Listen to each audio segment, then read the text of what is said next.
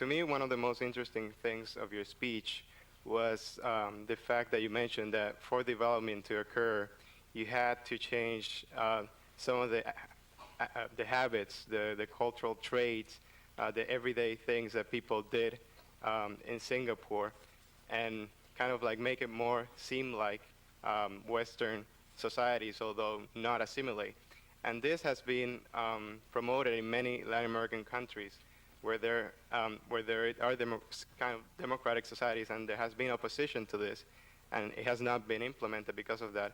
It has also been promoted in the Middle East. So I'm wondering, what is it about the society in Singapore that facilitated the incorporation of the values that you were promoting? Was there something inherent to society in Singapore that facilitated this as opposed to in other countries? Are you Latin American? Yes, I'm from Puerto Rico. But that's not Latin America.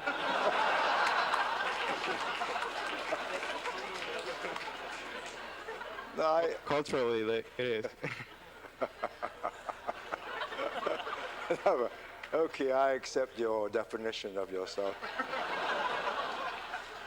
I don't think I made myself clear. We did not change the cultural habits, the cultural beliefs or value systems of the people. What we did was to change their overt behavior. When we had people living in shanty huts made of soap boxes and zinc roofs with a hole in the ground for a water closet and no running water or electricity, life is somewhat rough and ready. Now, when you put them into high rises with lifts and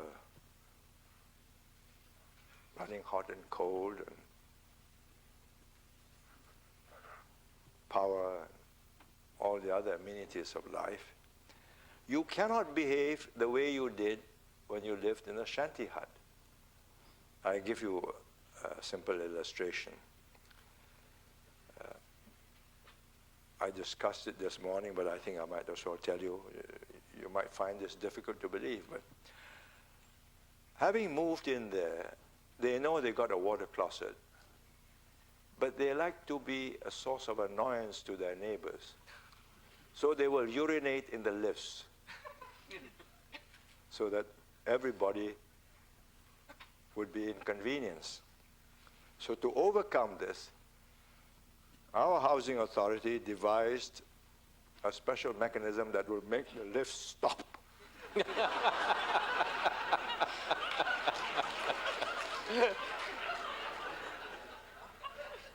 And you will be apprehended.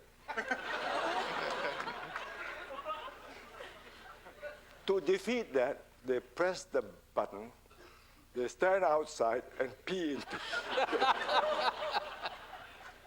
To defeat that, we installed a camera. So it's like mine warfare, submarine, mine, anti-mine. It goes to show just how tenacious people are in making a nuisance of themselves to other people. Why they get satisfaction out of this, I will never understand. But some things are more dangerous.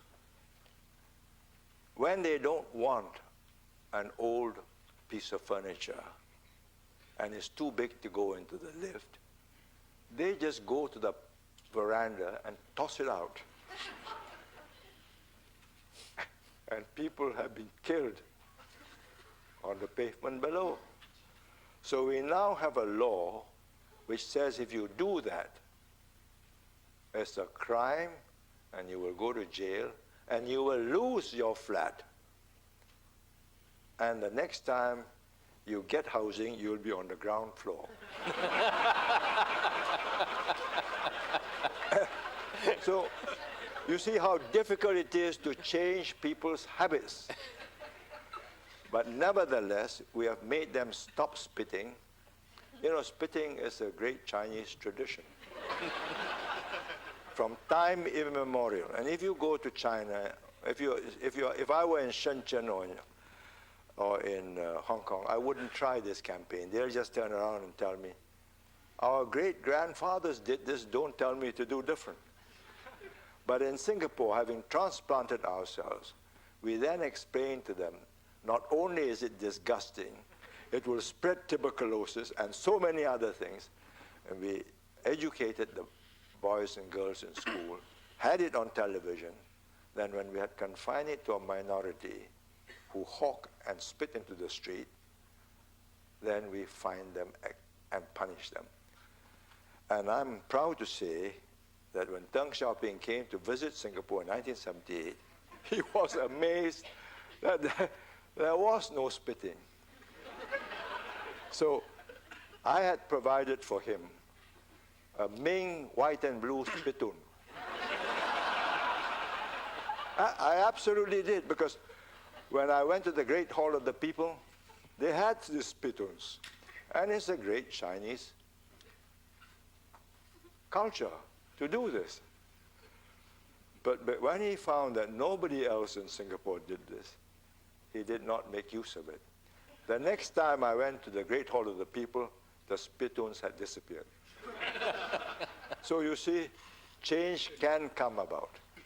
It takes time.